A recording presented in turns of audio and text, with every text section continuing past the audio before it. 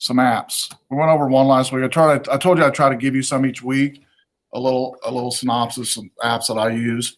This one here is a good one. This one's called Snapseed. Snapseed is a very innovative app used to,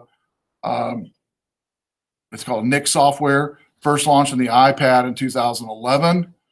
Apple named it Apple App of the Year. Following year, Google snatched up the company, made it a $5 app, free and available on Android. So Snapseed is available both now on iOS and Android both. It's a good app. Once you get the hang of Snapseed, you can do everything from tuning an image, sliding left and right across the screen to control a slider to what percentages you want.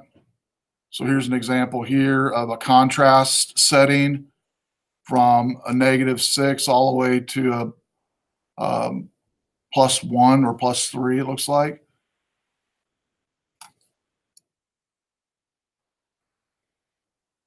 Snapseed gives the following filters, control over filters. You can do presets like black and white, contrast, brightness. Does have a digital zoom. Pretty good editor inside of it. And here's some of the snapshot of some of the features within Snapseed. Then Pixlr Express or Autodesk Pixlr. The Autodesk Pixlr and Pixlr Express both is it's Autodesk Pixlr for Android, but still known as Pixlr Express in the Apple's App Store. It's a free app. It's a good app to edit photos, by the way. It's a good app to manipulate photos for post-production. We use it this semester in post-production design, and I've used it for a number of years. And I've turned it on to a number of close friends of mine that are photographers. And Nels Ackerman, you might have heard of. He's a professional photographer. He's also a photographer for Ronald Reagan for years. He's now using Pixlr. He came and spoke to our class a couple of years ago, and he was getting ready to go to Washington. And I was sharing with the class that night about Pixlr. He'd never heard of it before, which surprised me. It's Nels Ackerman. So anyway, he started using him and his team because you don't have to have, it's basically like an online version of Photoshop, kind of a dumbed down version of Photoshop, because you can do layering. Those of you into Photoshop, I know some of you already have Photoshop classes and you do it all the time anyway. So it's like a dumbed down version of an online version of Photoshop, basically. So Pixlr's a good one. It's a free app. Here's what the filters look like on Pixlr. The editing filters are pretty easy to use. It's really good for post editing. I've not used it much for taking pictures, but I've used it a lot for post editing for sure, because it does a really good job. What's nice about it, unlike other apps, it has layering, which is hard to find on any app besides Photoshop apps. So it's got it built into that. VSCO Cam. It's a film-inspired presets for Lightroom and Aperture. Lightroom is an offshoot, or it's actually one of the packages in Adobe Suite. And so it's really high-end post-production, post-editing, available for, and you can even take pictures with it, Android and iOS. It also has all sorts of looks. It looks like a desktop app, basically, on a phone. It starts out from free, and then you can add other options to it. I think 99 cents per option. And it's a really solid app, and they keep it updated all the time. And so this one here shows different settings that you can preset to. And what these are, by the way, these little codes down here, is, you know how like we've been over so far, how you can manipulate on most of your cameras. When you go to manual mode, you have the ability to manipulate ISO and shutter speed. This one you can actually predefine what you want certain buttons to be down here, and say if you have predefined ISO 200 a sunny day, you can just tap on it and it'll show that filter for you automatically on the app before you take the picture. So it just speeds things up a little bit for you. And that's the benefit of using an app. For sure. Lightroom Mobile.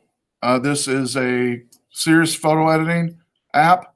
Plenty of tools for those of you that have a DSLR or a middle range camera that can shoot RAW film or RAW digital. Even if you don't have, you can upload regular PNGs and JPEGs to that as well from a smartphone, and it works just great. Here's some of the pictures of editing an image. And so it's kind of like best way to explain it in Photoshop, how you go into layering and you can do levels in layering. You can do that with the swipe of a finger in Lightroom Mobile with gestures. Afterlight has enough filters to please even the pickiest iPhoneographer, which might be the first time you've heard that term. It's an iPhoneographer or an Androidographer. Tons of different textures and frames. That's with this one. And so here's what it looks like. Has a lot of cool effects like the superimpose letters over pictures, whole bunch of filters you can apply. A lot of after effects and after lightings you can do. Filter Storm. This has not been updated in a while. I take it back. It did update recently in iOS. It's one guy that wrote it. And so I'm sure he's busy. But anyway, it's a good one. It's capable of handling raw files on a DSLR camera. It can output very large file sizes. So here's what it looks like. And this is all developed by one guy, and he keeps it updated as he can. So it's got a lot of information. Like on this screen here, where it goes into the metadata, that's where you can bring in the graphs and charts of your picture and your histogram. It'll show a lot of really cool things post edit of your photo. Photoshop Touch. You might have this already on your phone, maybe. It is a $10 both at Apple and Android. It's well worth it, by the way. It is a good app. And it's showing here an example here on Photoshop Touch of like you can do in Photoshop, how you can bring in the layering manipulation on this one here is called a skew layering. And you can click on this button here, and as you move it across the picture, it'll change the lighting effect of that image. So tons of Photoshop tools: temperature, color, noise reduction, rubber stamp, magic wand to fix things like blemishes, red eye, stuff like that. It's like Photoshop in the palm of your hand is how they sell it. This is how it looks. So it does have, by the way, built-in layering features as well. Duplicate layer, empty layer, photo layer. And so it, again, is really well worth the $10 for the app for sure. And if you're going to be taking any amount of photos, which I know you are, it's definitely a good app to have for post editing for sure. Photo editor by Avery. They are a popular company for editing software, photo editing software. And it's a free app for Android and iOS. They have tools that work on Flickr, which most of you are using in here. Squarespace as well as another one. And if you're a developer, they have an SDK that you can bring into apps to use as well. Use all the bells and whistles. And so here's some of the screens of this app. So like on the left here, it has different light scenes, kind of like you got through doing this last week. It has scenery, food, portrait, night. And then over here it shows adding a style to an existing photo. It has a sharpness tool, contrast highlight shadow tool, spot removal tool, tons of features. Has tons of Adobe add-ons that you just added on, and they do cost Adobe ones, but you can pick and choose which one you want, which one you like. And then Instagram. I'm guessing a lot of Instagram users in here. It's the #1 mobile social media platform today. Instagram has recently updated their apps, and they have some pretty cool filters for photos. If you've not yet experienced that, even if you're not an Instagram fan, you can still edit photos with Instagram though, even though you might not be an Instagram user. You have to sign in, but you can definitely use all the tools for that. So this just shows some examples of different filters like saturation, highlights, different color filters here on the right. And then Facebook, also they've updated their tools for photos and their ability to edit photos, which maybe not a lot of users are aware of. Maybe you are, but you can do some pretty powerful editing now on Facebook as well with the filters within Facebook. We're going over ISO. I'm going to give you some called cheat sheets or camera cards to help you keep with you at all times, whether it be on your phone or a piece of paper in your camera bag or in your backpack. I'll also give you a take-home exercise this week. It's the only one you have this semester on a quiz, which is on terminology. It's open notes, and you just have to take a quick quiz take-home. And then we'll talk about we'll do an in-class exercise on Google Photos. If you don't already have that, we'll do a quick, here's how to get into Google Photos. And one of the reasons why I think it's important to use all the photo tools, like most of you are using Flickr. Many of you are already using Google, but you maybe aren't familiar with some of the features that Google Photo has that you might want to use in the future possibly. I'll just kind of give you a real quick overview of some things you can do in Google Photos that maybe you can't do in any other platform. And everybody uses Google anyway, right? You use it here at school, you use it at work, at home, whatever. It's everywhere. In fact, I heard a stat a week ago. Okay, I'm going to give you guys a question and tell me which one you think. What do you think the answer is? Okay, so social media, right? Facebook, Twitter, Instagram, Google Plus. Remember that? Google Plus. Out of all I just mentioned in the U.S. of A, which one do you think is the #1 used social media platform? Instagram. How many says Facebook? How many says Instagram? Huh? Yeah, sure. Google Plus, Facebook, Twitter, Instagram. Those four. Out of those four platforms, which one do you think is, out of the U.S. of A, the #1 platform in social media? How many says Google Plus or Google Plus? How many Facebook, Twitter, Instagram? Drum roll. The answer is Google Plus. I'm like, what? Are you sure that's correct? Yeah, it is correct. Yeah, it was a study done on social media platforms. And I think one reason why it came up that way, what I just mentioned earlier, everybody uses Google. Now, just because we use Google, though, doesn't mean we use our Google Plus social media account, right? Even though we all have one, we just probably don't use it. But it shows up on all of the demographic feeds of who's using what just because we're logged into it, if that makes sense. And so, yeah, I don't use Google Plus much myself. You probably know as well.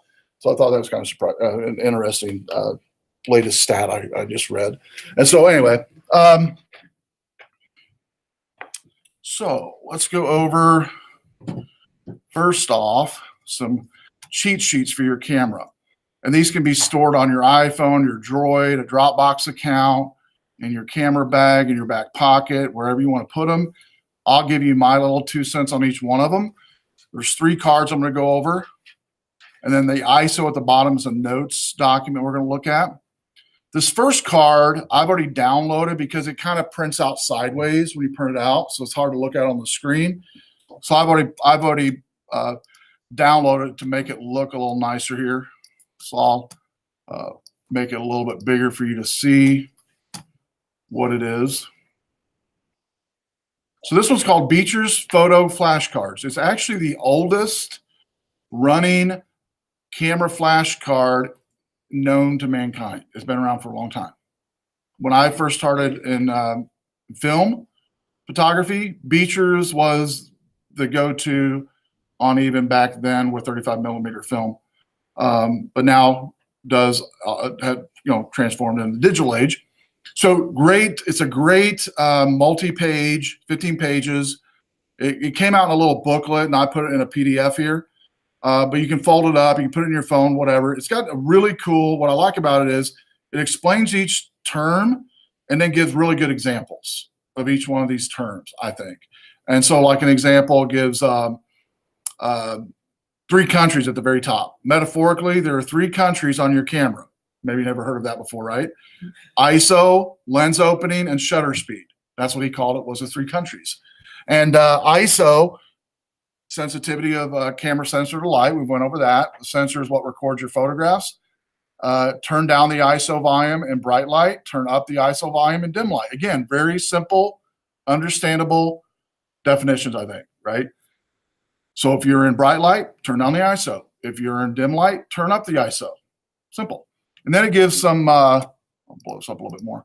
Then it gives some examples of what ranges you might use. So in sun, 100 to 200 range, shady 400, dim 800 to 3200. And the little asterisk here means no flash. Noise increases as you turn the ISO up, and that was one of the questions on the little pop quiz today. Noise is graininess, wrong color pixels, usually green or magenta. Noise isn't always detrimental. We talked about this last week. Sometimes we like noise. Sometimes we want to break the rules. We want to make things look a little different, right? Like the ET scene we looked at last week. We want things to kind of look kind of like that sometimes. Oh, by the way, talking about scenes, I don't know if you guys heard, you might not be an astronomer here or anybody involved in the stars or the moon, but anybody heard about the blood moon, the lunar eclipse, the blood moon, and something else, all 3 combined tomorrow morning, was supposed to be the first time since 1800s or something. Yeah, so it's going to be early in the morning, which I know somebody will be asleep, but it'd be kind of cool to get up. They said the best viewings on the east and west, but we'll still be able to see it here, evidently, is what the weather people are telling us. And so it's going to be early in the morning. When you guys go home, go to your favorite news channel. It'll probably tell you the best time to view. So it'd be kind of cool to take a photo of it, I'm thinking. So I'm going to try to do. And if you do have any type of, tripod you can set it on and take a photo, that'd be awesome. I'm going to try to do the same. And so that'll be kind of cool to see. And then it goes over auto ISO. And I won't read all these, but you get the gist here. It goes over each one of these and with definition and description. Not a lot of detail, but just enough detail to be like, oh yeah, I got it. Again, that's why it's called cheat sheet or beginner card booklet. So that's the first one. I definitely recommend it. Highly recommend it. I use it still today. I keep it with me on my phone, on my tablet all the time, looking at stuff and seeing what I can play with and manipulate things. The second one, card 2, brings it up in this format. It's more of a linear, same look, so it's a little bit larger reading, a little easier to read maybe than the other one, but it's basically all linear versus kind of a booklet type thing. And then the third one is this one here. This is Jim's photo cheat sheet. It condenses Beecher's. In fact, if you see anything that's photo related, that's a cheat sheet, you'll see some reference to Beecher's within that. And so it's just, he's everywhere. He's kind of like the Einstein of photography as far as when it comes to terminologies and things. So again, more of a condensed version, but does put things in a little bit different definition or a little different examples. And he starts his with a numeric following, a numeric order. He starts up with number 1. When you pick up your camera, ask these questions. Is the light good? What's the direction of light? How large is the light source? Contrast. What's the color of light? Set the white balance. How much light is there? Set the ISO. Which letter do you use on the exposure dial for depth of field, motion, or none of the above? What you see is not what you get. Contrast, color, and contrast. when should you not depend on the light meter, tricky exposure situations? What's the best focal length? Change the shape and compress expanded space. And then it says read on for answers. And then is light good is one. What's the direction of light? What's the color of light? How much light is there? Which letter to use for exposure? Goes over different dials on some of your cameras. And so again, this one is good as well. So it just depends on, reading. You can notice all three of them is different font wise. This one's the first one. I've blown this up some. This is what it actually looks like. Actual size. It's pretty, maybe 10, 12 point font, maybe at the highest, maybe. This one much larger, a lot nicer layout. But what's 37 pages on this one? It's a lot. It's a lot of pages. So it's the same as this one, which is 13 pages, I think, 15 pages. So it's double pages on this one or this one, but the same content. So again, this one's number one, small font. This one's number two, larger font, same content. Number three, a little bit larger font than one, and just as a different way of presenting. For a beginner, I think it's good because he does at the front end talk about as soon as you get ready to take a photo, what questions are good to ask to help. And what, with those questions or with those answers, what do you need to do with your camera? What settings you need to change? So Beecher does that a little bit, but not as much as this guy does, what Jim does. And so anyway, those three, you can look at all of them and decide which one you want. I would, maybe look at all three of them and keep them around for a while. And then you'll probably naturally gravitate to one that you like the best. Make sense? Most of your cameras, by the way, if you have a camera that you're using in the class, has a manual, but it's not as concise and precise as this and easy to follow, I think. So these are really good for you to keep, just for you. You're not going to be graded on any of that. It's just a good cheat sheet for you to help you. Okay, then we're going to go over ISO document. This ISO notes is just a document I like. I've used over the years. It's a really good explanation of ISO and how to use it. So hopefully I've blown it up enough where you can read it. You can follow along on your computer as well. Because your homework this week, your take-home assignment is going to be on using ISO, the camera sensitivity to light, explained, and how to use it. So most of you are relatively new to digital photography, or you're trying to, get better skilled at photography. And so some of the acronyms and lingo can be daunting to understand. And so this week, besides talking about ISO, we are going to be talking about, after this, some take-home digital photography terms. But ISO is one of those settings that it's pretty dead simple that you need to understand some things. First is the acronym ISO stands for International Standards Organization, the main governing body that standardizes sensitivity ratings for camera sensors. So the camera sensors within every single camera and phone cameras today are developed. The standards are developed by this ISO organization. And so they will determine, they got thousands of pages of documents just on ISO settings for cameras and camera sensitivities of sensors, what's needed and required. So it's a term carried over from film, by the way. When you change your ISO setting, you're adjusting your camera sensitivity to light. ISO setting can be anywhere from 24 to 6400 or higher. Those numbers have a direct relationship with the device's sensitivity. So the lower you make the setting, makes it less sensitive, and higher makes it more sensitive. So along with shutter speed and aperture, ISO is one of the three factors we talked about in week 2, the three legs of a stool in photography, that determines your picture's exposure. Remember, we talked about in week 2 how when you think of good photo, you think of good exposure. So whatever the good exposure is of that photo is going to make it a good photo. So finding the right ISO setting. First of all, you should know that the higher the ISO, translating into a noisier or grainier image usually. As a general rule, you want the lowest setting that you need. So the least common denominator is what you're looking for. Like in this room, it's pretty dark, so we would need maybe a 300 or 400 ISO minimal to get fairly good saturation in this room. Generally, check the picture below. We'll look at that can make a difference. So we see on the left an ISO 100, and this is outside, and ISO 3200. So you can just see where you're sitting, the graininess on the right side. Okay. And that graininess you cannot fix post-production. Okay. You can't fix graininess post-production. It's very difficult, near impossible. You can make it better in post-production, but it's not going to make it look like on the left, usually. Okay.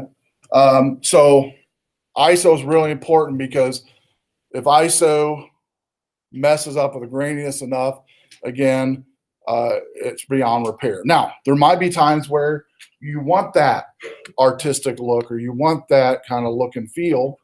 You know what to do now. You can bump up the ISO to the highest setting to get that grainy look. A lot of times you'll see in film and in film specifically where you're an action film or something, you'll notice the film will match more on the right side than the left side just to make kind of a rough texture for that scene, a fight scene or whatever it might be. Okay. And so left side, more clean, right side, more noisy, all because of ISO. So a lower ISO will usually produce a more color accurate, aesthetically pleasing image. But there are situations where higher ISO is desirable. The proper ISO really depends on the level of lighting you have around you. So rather than relying on one overarching rule, consult these list of tips. And I really like these tips. These are great. Probably the best list of tips over the years I've found. So if your subject's moving and you're trying to freeze a motion for a still, you'll likely need a higher ISO to compensate for the higher shutter speed and ensure the images gets enough light. Now, if you're doing this freeze motion and a higher ISO, what other component you think you might need? Possibly. We've talked about this, especially a freeze type of situation. Yeah. Shutter speed, but what is outside the camera itself? What are you going to need, you think? Maybe.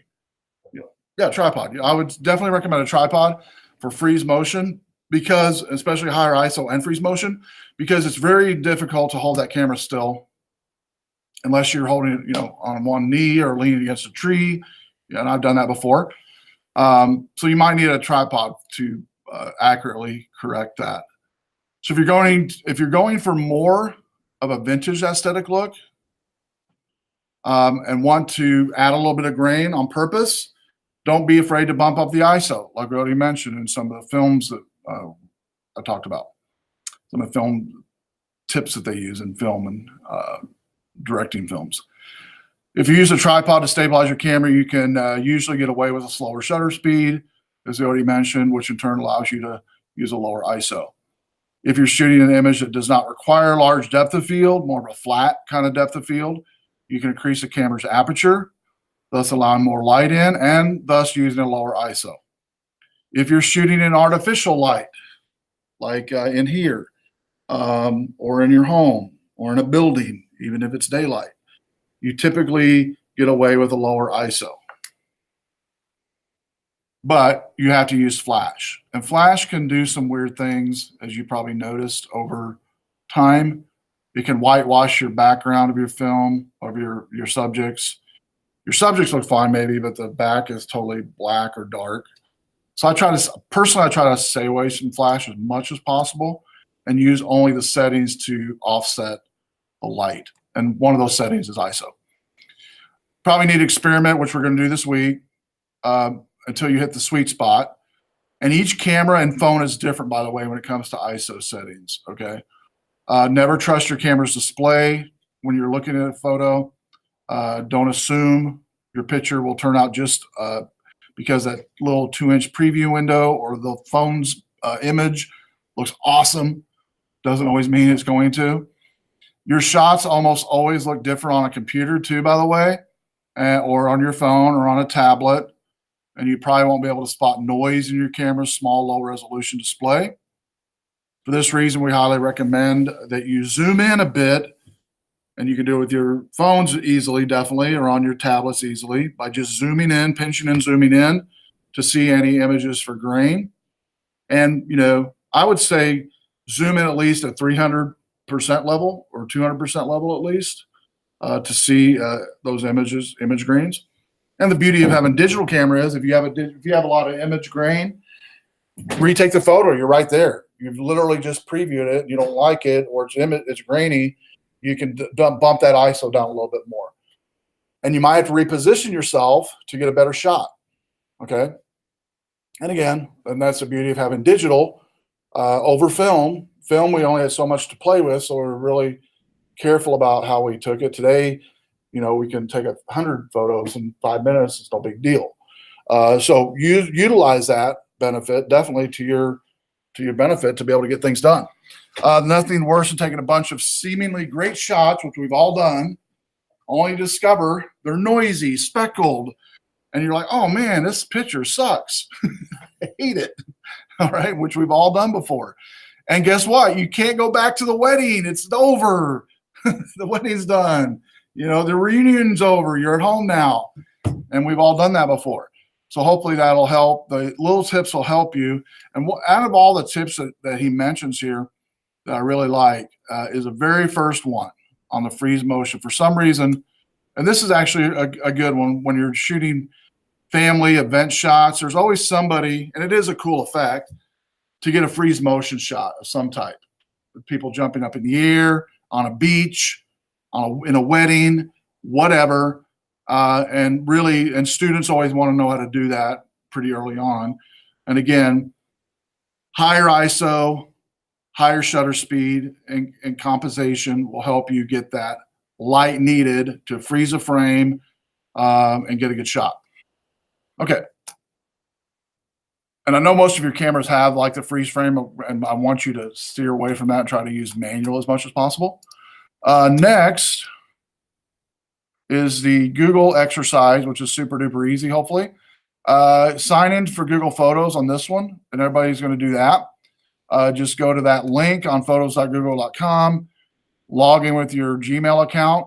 I don't care what Gmail account you use. You can use a personal one if you want to. You don't have to be Rock Valley's. And you see mine in here. I'm logged in as my personal one, cconkle@gmail.com. And I've got a couple from the class, a couple from church in here, a couple servers, server rooms, an old Oregon Trail. Anybody remember Oregon Trail, by the way? Oregon Trail game? Yeah. No Oregon Trail people? I know about it. You know Oregon Trail. See, Oregon Trail, I'll pull it up here. On this is an old Apple IIe computer, which I bought from a math teacher who was retiring when the kids were little. And it came with like 500 5.25 floppies, right? And Oregon Trail was the #1 game they loved. My son Mark loved this game. And you could play it for hours. And it had math, it had logic, it had everything in it, adventure. And so anyway, I threw that in there. And so, and you guys took some pretty good photos too, by the way. I was looking at some of these you took on your week 2 assignment. We had a lot of fun. And so anyway, once you sign in, I want to show you some things in Google Photo while you're getting signed into Google Photo. And you just literally have to log in is all you have to do. One thing that they've added recently to Google Photos is this assistant. The assistant helps a lot. Okay, if you're brand new to Google, just like Flickr maybe, and you want to do something quickly, like I wanted to create a collage of everybody, so I use this collage feature in Google Photos of everybody's photos from week 2, and you literally just click it. It's a little assistant wizard. I click in collage, and then basically it has up here on the top left, create collage. And so I go in here and select some photos that I want. So I selected 2 photos.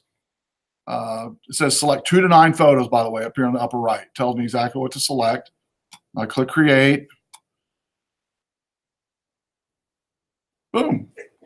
bless you, created a photo collage, and I just selected those photos and it did it for me. And what's cool about it is now that I have this collage created, I can come in here, by the way, and go to the edit button, and I can make little fast changes if I want to do a nice grayscale, add some other effects, or if I don't like any of them, I go back to the original, all within all these nice filters that are in here. I'm gonna go back to, like, say, this iPhone, which was some kind of a grayscale cool one I like. If I want to rotate, I can rotate the photo as well. Pretty simple there to give a nice kind of a different feel to the photo collage, maybe. All right, good. Everybody knows where it's at. Now, you'll notice on the assignment it says this. On number 1, the first thing, 10 photo settings. And what that means is literally 10 different places. 10 different places you're going to take a photo. It could be at work, home, school, doesn't matter. The mall. Doesn't matter what the setting is, by the way. You're going to choose 3 different photo settings or 10 different photo settings, and you're going to take 3 photos of each setting.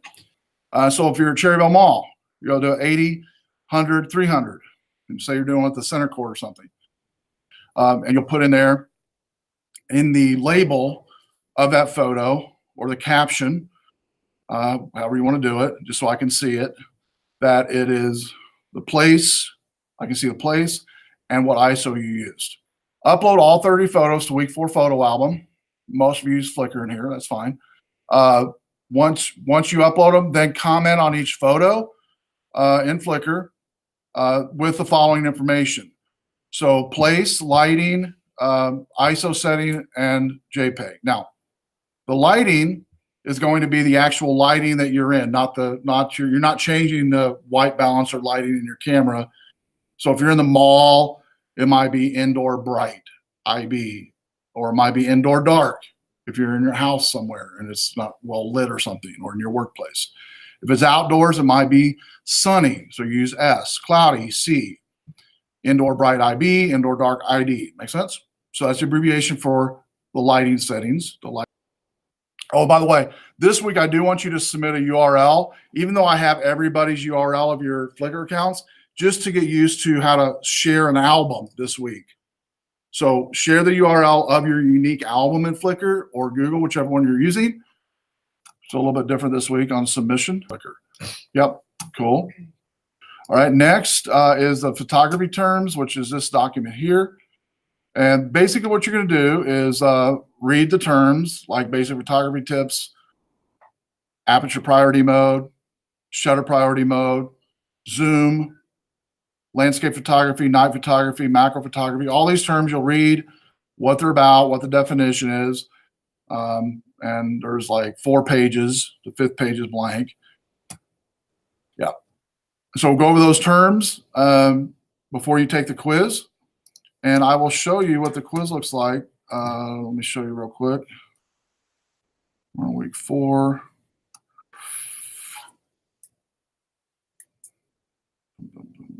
Have that in there. It'll actually be, I'm going to have it here in the